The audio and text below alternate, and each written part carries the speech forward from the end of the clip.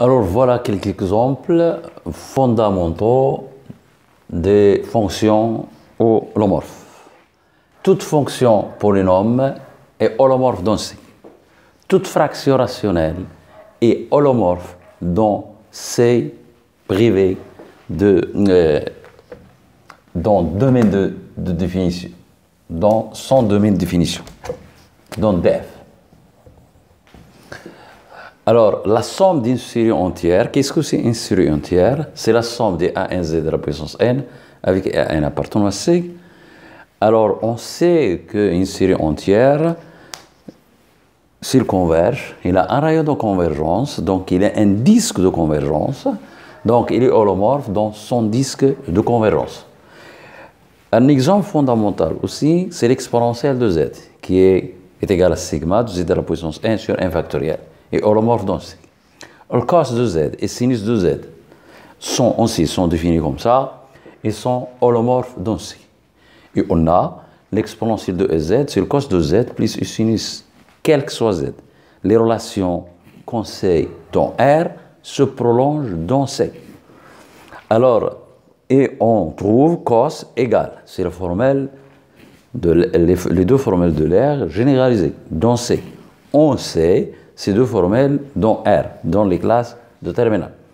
Alors, le cos hyperbolique est par définition l'exponentielle de z plus l'exponentielle de moins z sur 2. Et le sinus hyperbolique, c'est EZ moins E moins Z sur 2. Sont aussi holomorphes dans C. Et on a le cos hyperbolique est égal au cos de IZ et sinus hyperbolique est égal à moins I sinus de EZ. On va voir une autre fonction qui est importante aussi. Maintenant, voilà une autre fonction qui est holomorphe, mais ce n'est pas surtout C, c'est la fonction logarithme principale. Qu'est-ce que c'est la fonction logarithme principale? Il est défini sur C privé de nombres réels négatifs. Et par définition, c'est log le module de Z plus I argument, ce A majuscule, c'est-à-dire je prends l'argument de Z dans 0 de moins pi. Ça, est appartenant à moins pi, on appelle l'argument principal. Et ce log qu'on a défini, c'est logarithme principal, logarithme complexe principal. Alors, je peux prendre une autre détermination, c'est-à-dire l'argument d'un autre domaine. J'ajoute ici 2P et j'ajoute ici 2P. Et donc, elle devient ici P et ici 3P. Donc, chacun intervalle de cette forme, bien j'ajoute 2kp ici 2kp, il donne une autre fonction logarithme. Ce sont des fonctions logarithmes différentes parce que c'est la fonction logarithme ça, c'est la fonction logarithme principale. Alors commençons par démontrer un théorème fondamental dans l'analyse complexe et dans la théorie des fonctions holomorphes. C'est à cause de ce théorème-là qu'on a démontré un fameux théorème, ce qu'on appelle le théorème de Rusidé. Et ce théorème de Rusidé, il est capable de calculer des intégrales à partir du Rusidé, à partir des choses qui ont localement, c'est-à-dire du global, on calcule quelque chose de local. Donc, commençons par ce qu'on appelle l'indice d'un chemin. Soit gamma, un chemin qui doit être fermé, de C, et oméga, c'est le complémentaire de son image de C. Et définition, l'indice, comme ça, c'est l'intégrale 1 sur 2P sur gamma, sur ce chemin-là, d oméga moins oméga sur Z. Z est fixé. La fonction indice est une fonction à valeur entière, c'est-à-dire, quel que soit Z, appartenant à oméga, le résultat appartenant à Z. Cette fonction a image dans Z. Elle peut être négative et elle peut être positive. De plus, il est constante sur chaque composante connexe de oméga. Troisièmement, nul sur la composante connexe non bornée, qui est non bornée. Voilà un exemple. Voilà un chemin qui est tracé en rouge. c'est ça le chemin. Alors ce chemin, le complémentaire, c'est la région hachée. Ça est ce qui est à l'extérieur de ce chemin-là. Ça, ce qui est hachée, c'est le complémentaire, c'est oméga.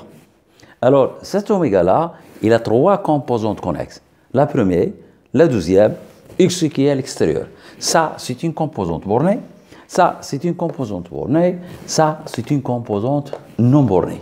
Et il a, puisqu'il est fermé, il a une seule composante non bornée. Alors, preuve, soit gamma, une courbe fermée, alors soit z appartenant à oméga fixé, et on a, ça est égal à 10, si on voit le vidéo précédent, la vidéo précédente, on trouve que ça est égal à l'intégrale sur 2p, c'est l'intégrale sur un chemin, la définition d'un intégrale sur un chemin. Ça est égal à ça. Et on va étudier cette fonction. Pour démontrer ça, on le voit, il est comme ça. Il est égal à un nombre, ça c'est le nombre A sur 2pi. Or, pour démontrer que ce nombre appartenant à Z, il suffit de montrer que son exponentiel, l'exponentiel de A, ça appartient à Z, équivalent à l'exponentiel de A, est égal à 1. Alors, on va voir la suite de la démonstration.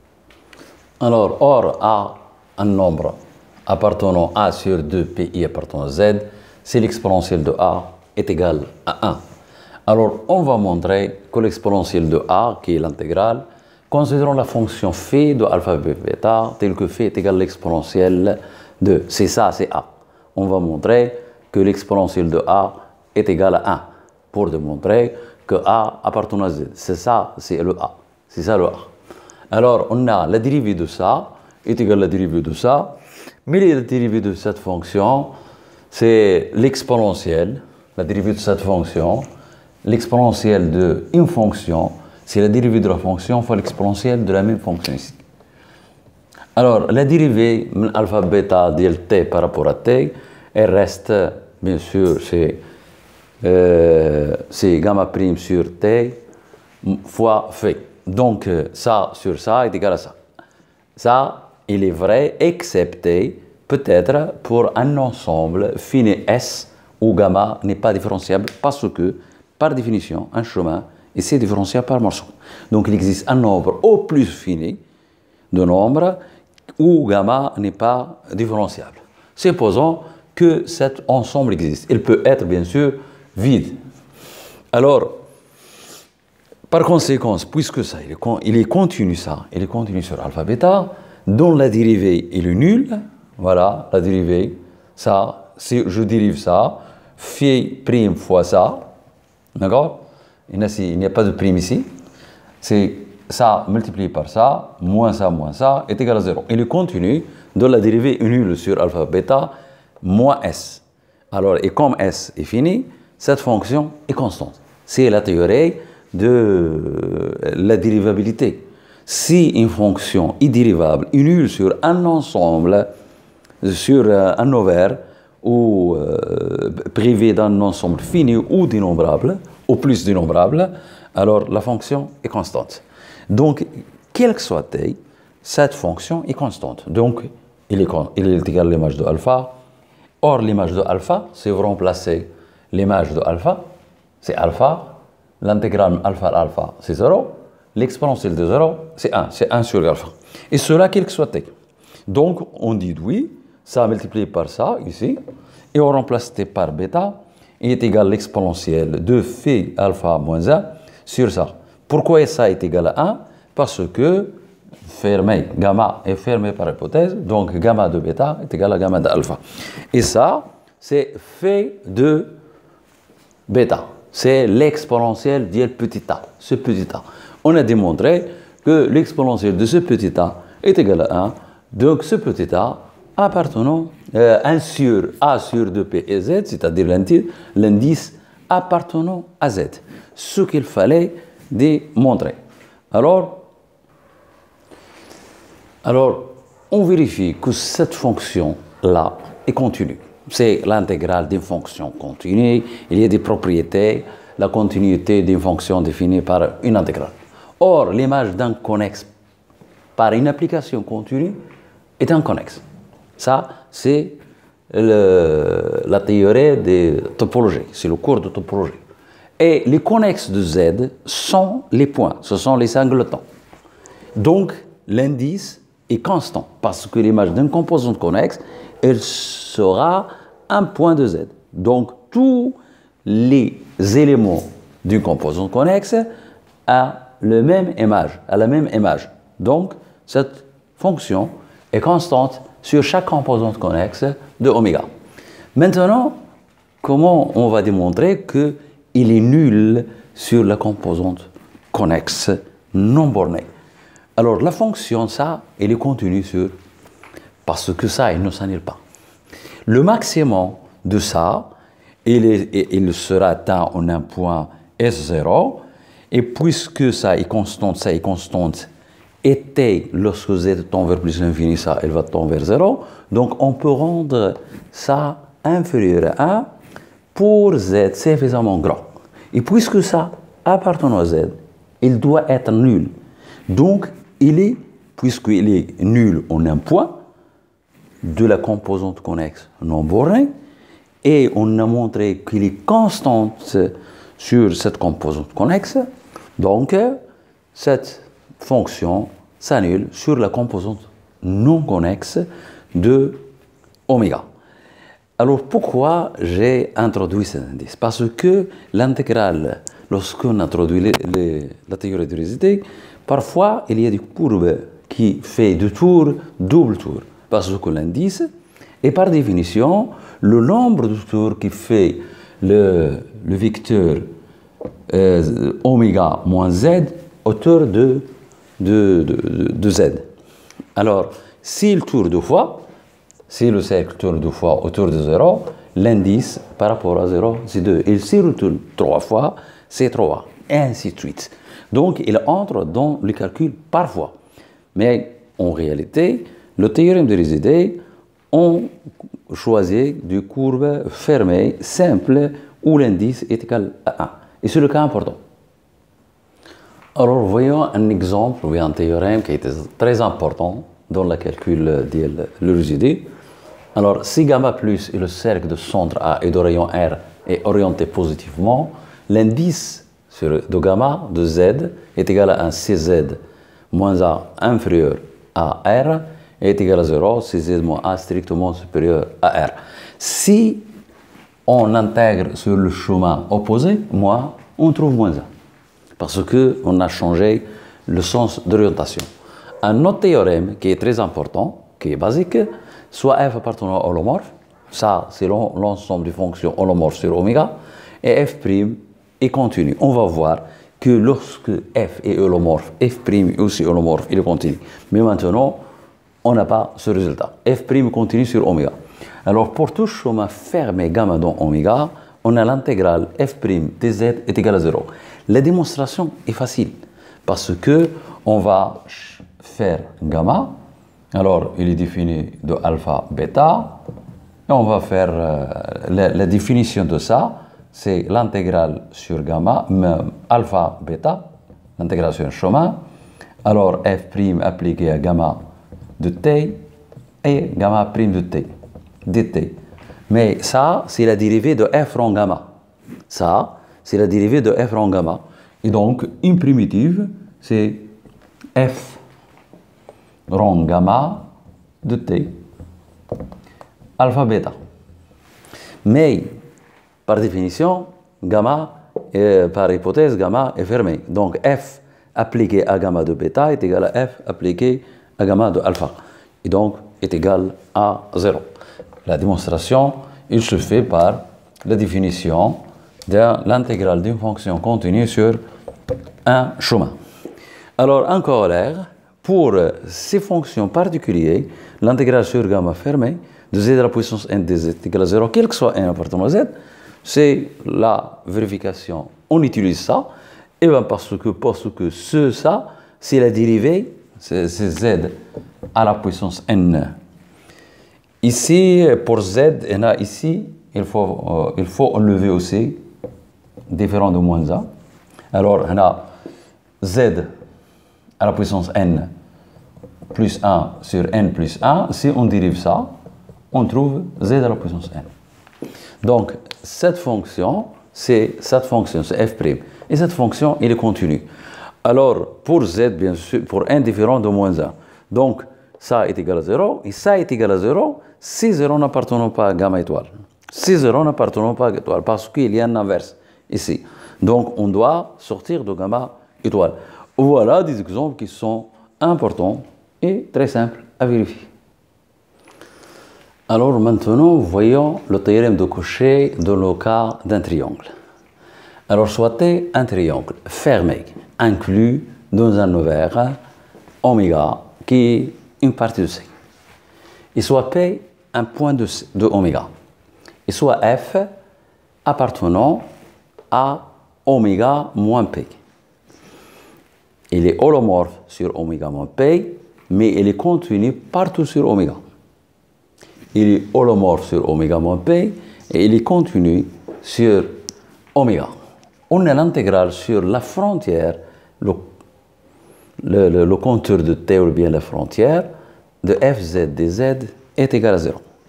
Bien sûr, cette hypothèse, on peut le généraliser à 2 points, à 3 points, à un nombre fini de points, P1, P2, P2. Mais on n'a pas besoin. Preuve, comment on va prouver cette propriété? On va la prouver par absurde. Supposons que M est égal au module de cette intégrale, il est strictement positif. Il y a des cas. Traitons le cas 1. CP n'appartenant pas au triangle. C'est le cas. P ici ou ici n'appartenant pas au triangle. Par exemple, P ici. Alors, on va partager ce triangle à les 10 milieux. Ça, c'est le milieu. Ça, c'est le milieu. Et ça, c'est le milieu. À l'aide des milieux, on va partager ce triangle en 4 triangles. 1, 2, 3, 4. Et on va orienter le contour de T positivement. Et aussi les 4 triangles sont positifs. Voilà l'orientation positive. Ici, l'orientation positive avec le vert. Ici, l'orientation positive. L'orientation positive. Donc, la figure. Donc, notons delta 1 et delta 2 et delta 3 et delta 4, c'est 4 triangles. Par exemple, T1, delta 1, delta 2, delta 3, delta 4. C'est 4 triangles. On a partagé.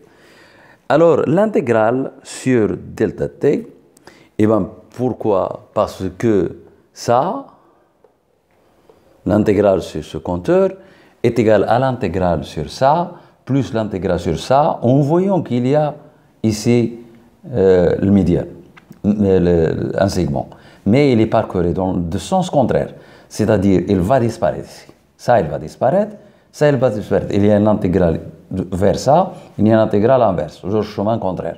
Donc, il va disparaître, donc on a vraiment cette relation.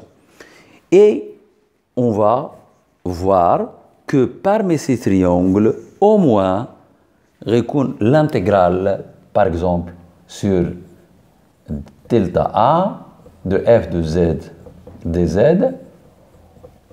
il doit être supérieur ou égal à m sur 4. Sinon, si l'intégrale sur delta 1 et delta 2 ils sont instrictement inférieurs à m sur 4, on aurait par l'inégalité triangulaire que ça, il est inférieur strictement à m. Mais on a ça, c'est m. Inférieur strictement à m est égal à m, c'est une contradiction. On va voir la suite de la démonstration. Alors, notons T1, un triangle parmi les 4 triangles tels que l'intégrale sur la frontière de T1 et c'est supérieur est égal à M4. En poursuivant cette procédure, c'est-à-dire on va remplacer T par T1, on trouve T2 qui vérifie l'intégrale sur T2 supérieur à M sur 4 au carré, on trouve T3, donc on va construire une suite de triangles emboîtés. Qu'est-ce que c'est emboîté?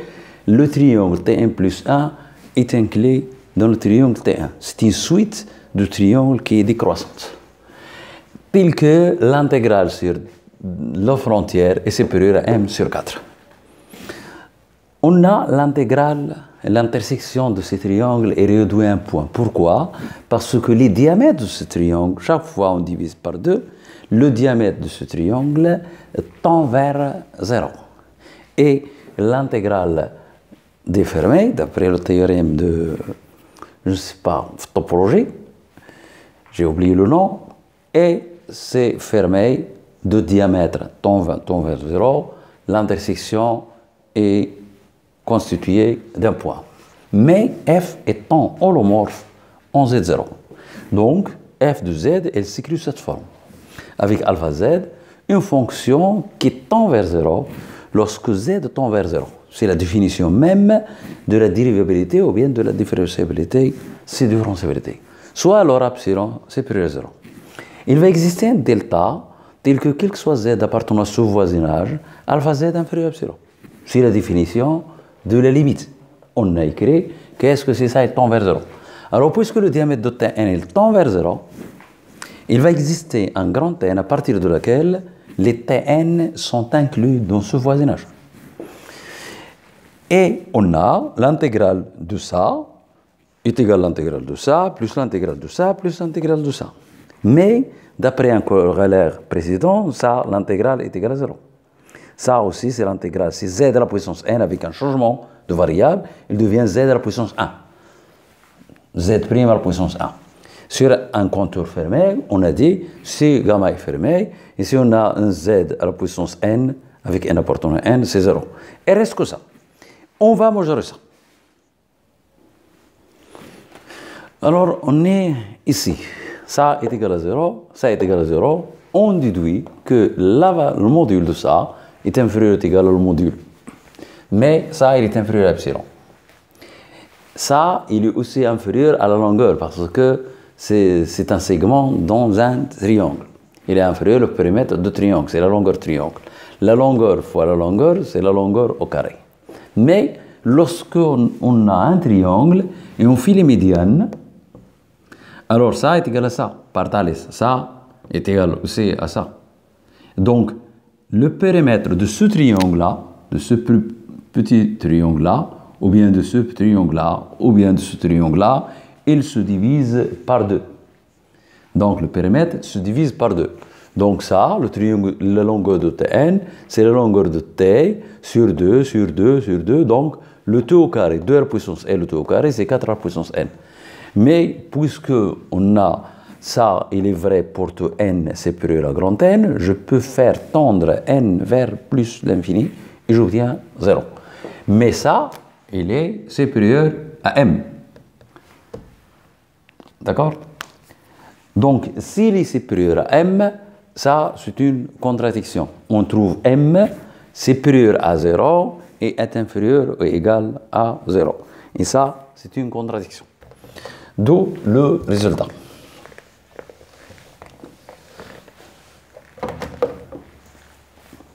Ou bien, d'une autre façon, on a l'intégrale sur delta n supérieur ou égal. Je ne fais pas ça tend vers 0. On a ça, il est supérieur ou égal à m sur 4 à la puissance n, d'après ce qui précède. Nous divisons par 4, nous simplifions par 4m et nous obtenons ça, il est inférieur ou égal à epsilon, delta, la longueur de delta, le tout au carré. Mais ça, quel que soit epsilon supérieur à 0, ce qui est absurde. Parce que on peut toujours intercaler entre un nombre strictement positif et un nombre qui est aussi strictement positif, un autre nombre strictement positif. Donc, nécessairement, puisqu'il y a une contradiction, m est égal à 0, ce qu'il fallait. Alors, voyons le cas 2. P est un sommet. Si P est un sommet de ce triangle, alors, par exemple, P est égal à A. Si P coïncide avec A, par exemple, alors, je peux considérer un petit triangle ici, j'intercale ici X et Y, suffisamment proche de A. Suffisamment proche de A. Et puis, j'intègre ce triangle, sur ce triangle et ce triangle. D'après le premier cas, ce triangle ne contient pas pi. Donc l'intégrale est égale à 0. L'intégrale sur ce triangle est égale à 0. Et l'intégrale sur ce triangle, je peux le rendre grâce à la continuité de f en p, c'est petit qu'on veut. C'est-à-dire, il est nul. Donc la continuité qui va résoudre le problème ici. Je peux être très proche de A.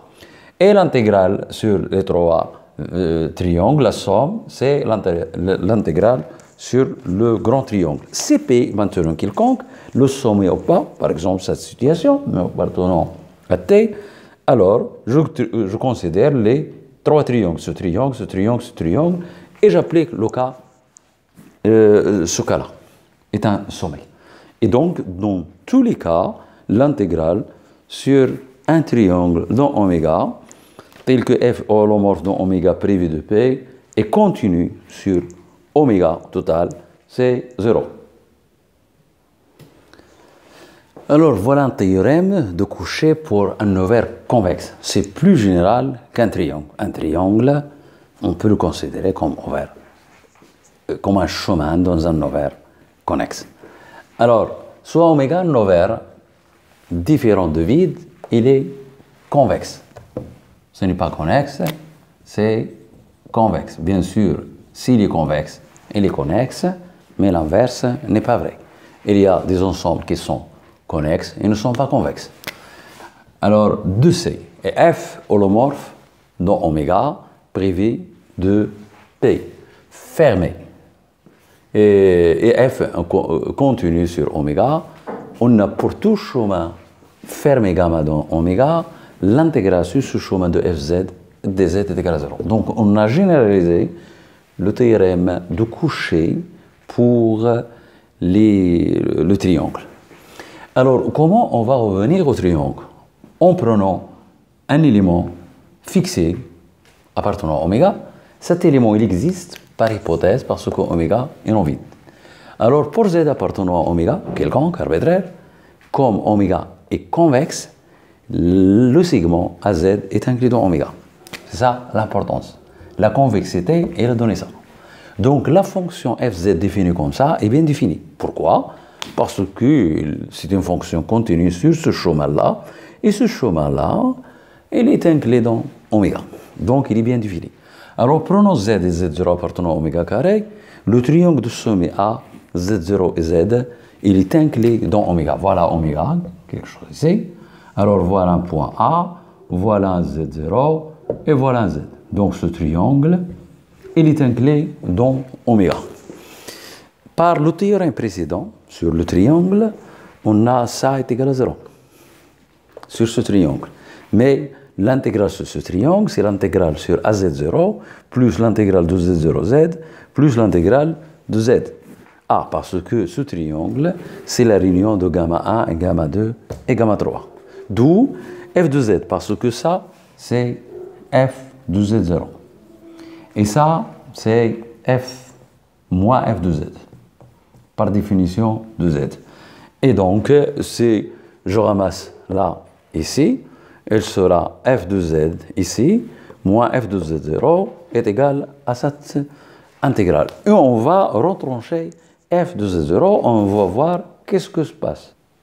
Donc, f de z moins f de z0 divisé par z moins z0 moins f de z0, ça c'est f de z moins f de z0 divisé par z moins z0 moins 1 sur z parce que cette intégrale, ça elle peut se taire et donc la primitive de 1 c'est z moins z0, z moins z0 c'est 1 et c'est dz.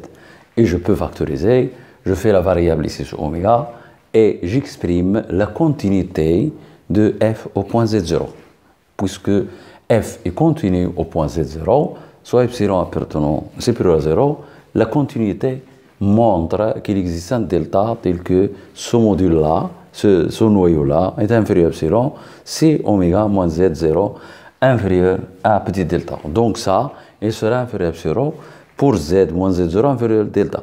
Pourquoi? Parce que si z moins z0 inférieur à delta, nécessairement, oméga moins z0, on a ça, on a oméga, il est entre z0 et entre z, ça c'est oméga. Si le module z moins z0 inférieur à delta, nécessairement oméga moins z et moins z0 serait aussi inférieur à delta. Donc, on est abouti à ça inférieur à epsilon. Ça, quel que soit epsilon. Ici, la définition de la dérivabilité. Donc, cette fonction grand F est dérivable et dont la dérivée est petit f. Donc, l'intégrale sur gamma fz dz sera l'intégrale de f' dz et on a par un théorème précédent qu'on avait dans cette vidéo-là, que cette intégrale, lorsqu'il y a f' ici, il est continu et le holomorphe, donc cette intégrale est nulle. On va voir une autre généralisation. Alors maintenant, donnons une formule de Cauchy qui est très importante, qui est à la base de tout ce qui va venir. Alors, soit un chemin fermé dans un ovaire convexe de oméga. Donc, c'est la formule de Cauchy dans un cas particulier. Il y a la formule de Cauchy dont les ovaires ou bien les domaines multiplement connexes. Mais il y a des conditions. Soit f appartenant à h oméga. Si z appartenant à oméga et z n'appartenant pas à l'image de gamma, on a l'indice de z par rapport à gamma multiplié par f de z est égal à 1 sur 2 pi f de oméga sur oméga moins z de oméga. C'est la formule de Cauchy pour un ovaire convexe. Le cas, bien sûr, le plus intéressant est évidemment le cas où l'indice est égal à 1. Lorsque l'indice est égal à 1, il y a des simplifications. Alors, pour la démonstration, fixons un z appartenant à oméga moins gamma étoile et définissons la fonction g oméga définie comme suite. G oméga est égal à f de oméga moins f de z sur oméga moins z. Et si oméga, bien sûr, appartenant à oméga moins z, et il est égal à f' de z si oméga est égal à z. Cette fonction, il est évidemment holomorphe sur oméga moins z. Il est holomorphe. Et si on fait calculer la limite, puisque f est holomorphe, cette limite, il tend vers f' 0. Et puisque la limite est égale à l'image, par une caractérisation de continuité, cette fonction est continue. Donc cette fonction, il est holomorphe dans oméga moins z et il est continu sur oméga. On applique le théorème de Cauchy pour un ovaire convexe, ce qui est avant. Alors, continuons la démonstration. Alors, on a évidemment ça appartenant à holomorphe de oméga moins z et g continu sur oméga. Donc, puisqu'il est continu sur oméga, d'après un théorème précédent, l'intégrale sur gamma, puisque la fermée est égale à 0. On exprime cette intégrale, ça sur ça, moins ça sur ça, mais ça, il est constante par rapport à oméga. Ça, c'est d oméga, ce n'est pas dz. Donc, je fais le sorteur de l'intégration, mais par définition, ça, c'est l'indice. D'accord? C'est l'indice de gamma, donc est égal à, donc l'indice de z, fz, est égal à f de oméga sur oméga moins z. Et voilà le théorème fondamental de l'analyse complexe. Grâce à ce théorème, on va montrer que toute fonction holomorphe en un point z0 est développable en série entière par rapport à z moins z0 dans ce voisinage-là. Et on sait, d'après l'étude des séries entières, que la somme d'une série entière est holomorphe. Donc, il y a identité entre les séries entières et le développement holomorphé et le développement en série entière. Alors, soit une fonction f holomorphe dans un domaine D. Toute fonction f holomorphe dans un domaine D est développable pour tout z0 en série entière en z moins z0 dans tout disque de cette forme, à condition qu'il inclut dans. Et c'est-à-dire que fz s'écrit sous cette forme, avec an des nombres complexes. Et ce AN, ces AN-là, ils sont égaux à ça. Quel que soit R avec R, inférieur à grand R est supérieur à 0. Alors, grâce au théorème précédent, on démontre que l'intégrale sur gamma R et gamma R' de ça sont identiques. Par l'homotopie en général ou bien par les théorèmes précédents. On démontre qu'ils sont identiques. Il n'y a aucune... Même on prend n'importe quel R ici, ça, il ne change pas. Il est indépendant de R. On exprime une fonction, on démontre qu'elle est constante, et ainsi de suite. On va démontrer ce théorème important. Alors, soit R supérieur à 0, U, un voisinage de Z0, de rayon, un disque de rayon R, mais il est inclus dans oméga. Un schéma. Voilà oméga, c'est ça. Il est entouré par ça. Normalement, c'est R, c'est la distance entre Z0 et oméga. Alors, soit Z appartenant à U fixe, il est ici ou bien ici. Voilà, Z, il est fixé, mais arbitraire. Et soit un petit R, voilà un petit R, c'est ici, tel que Z moins Z0 inférieur à R sera inférieur à grand R. Ce petit R existe, pourquoi? Parce que ce disque est ouvert et Z moins Z0 inférieur à R. La formule de Cauchy donne f de Z est égal à ça. Gamma R note le cercle de sens Z0 et de rayon R. C'est ça. Mais orienté positivement. Pour oméga appartenant à gamma R, ici, ou aussi ou ici, on peut écrire 1 sur oméga moins Z est égal à 1 sur oméga moins Z0, facteur de ça. On développe, on trouve ça. Mais, puisque oméga, il est ici, alors ça, il est supérieur à ça. Ce modèle-là, il est supérieur strictement à ce modèle-là. C'est-à-dire, on a ça. Et par le développement, on sait que 1 sur moins x, lorsque x est inférieur strictement à 1, il se développe comme ça. X et n est égal à 0 jusqu'à l'infini, x à la puissance n. Alors, ça, il devient après oméga moins z à la puissance n plus 1. Mais on sait, d'après la théorie de série entière, que cette série converge absolument et uniformément sur ça. Et donc, je peux intégrer ça terme à terme. Je peux permettre l'intégrale et la sommation. Et on va trouver le résultat qu'on a dit au théorème. Donc, de là, on tire ça. Mais cette série, elle est absolument convergente et uniformément convergente. Elle converge absolument et uniformément convergente. Il converge uniformément et absolument. Donc, je crée fz est égal à 1 sur 2pi, l'intégrale sur gamma r plus f de oméga z moins oméga sur z de oméga, qui est égal, d'après ça, c'est sigma ici. J'ai oublié sigma. N, c'est période égal à 0, jusqu'à l'infini. Et donc, puisque la convergence est uniforme sur ce gamma-là, et absolument, je peux permettre l'intégrale et sigma. J'ai permetté l'intégrale et sigma.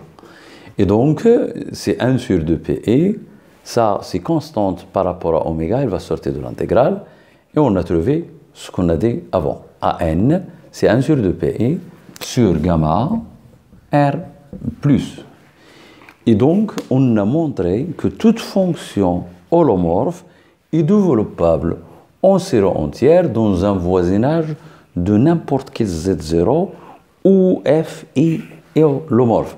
Et le rayon de convergence de cette série, c'est la distance. Le rayon, c'est la distance de ce point aux frontières de oméga. C'est le rayon de la convergence de cette série qu'on appelle série de Taylor de la fonction f. Alors voilà un corollaire qui généralise la formule de Cauchy. Alors, on a vu la formule cochée f.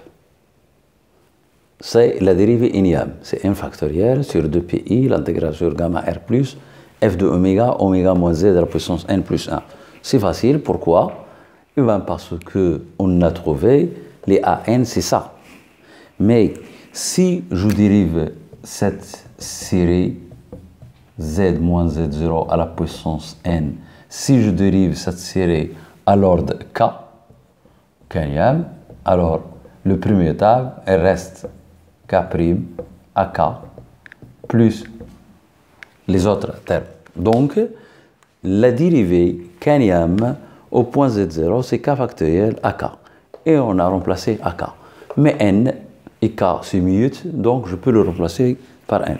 Donc, il y a la dérivation d'une série entière terme à terme. Maintenant, passons à ce qu'on appelle série de Laurent. Alors, soit V, une couronne. Qu'est-ce que c'est une couronne? C'est une région comprise en ça. Il y a un disque ici, il y a un disque ici, et cette région colorée hachée en rouge, c'est la couronne de rayon R1, c'est le petit rayon, et le grand rayon c'est en 2, et centré en Z0. Alors ça, on appelle couronne. Soit V appartenant à une couronne. Alors la fonction G définie de R1 vers R2, vers C, qui a R fait associer l'intégrale sur gamma plus f de z de z, est une constante. Alors comment on démontre ça, c'est une constante? Alors, on vérifie que G' est égal à ça. Et on vérifie que ça, ce qui est à l'intérieur ici, avec le i, ici, j'entre le i ici, ça, on démontre qu'il est d de cette fonction plus r, e et θ sur dθ. Et donc, la primitive de cette fonction, c'est ça. La primitive de cette fonction, c'est ça. Donc, cette intégrale, il devient f de z0 plus r, e et θ entre 0 et 2π. Et je remplace. Alors, l'exponentielle de i de p, c'est 1. Donc ça, il donne f0 plus r. L'exponentielle de i fois 0, c'est 1. Et il donne, ça, il va donner, je remplace, z0 plus r, moins f de z0 plus r, qui est égal à 0. Donc, cette fonction est dérivable, et sa dérivée est nulle, et partout nulle, donc elle est constante. Ça veut dire qu'on peut remplacer r par n'importe. Yani R1 et R2 sont dedans. L'intégrale sur gamma R1 est égale à l'intégrale sur gamma R2. Alors voilà un autre théorème qui ressemble au développement de Taylor, mais ça, c'est une série de Laurent. Ce n'est pas une série de Taylor. Alors, V est égal au courant de rayon R1, R2 de son Z0. F est une fonction holomorphe dans V. Alors, f peut être représenté par cette série. Fz est égal à sigma, n est égal à moins l'infini jusqu'à plus l'infini. Donc, il y a double entrée, moins l'infini jusqu'à plus l'infini, l'indice appartenant à z. Cn multiplié par z moins z0 à la puissance n. Où ce Cn est égal à 1 sur 2pi, l'intégrale sur n'importe gamma r, f de oméga moins oméga z moins n de oméga, quel que soit n appartenant à z, et R1, R, compris entre 2, R2, R1. Alors, je donne les grandes lignes de la démonstration. Alors, on fixe un z dans V.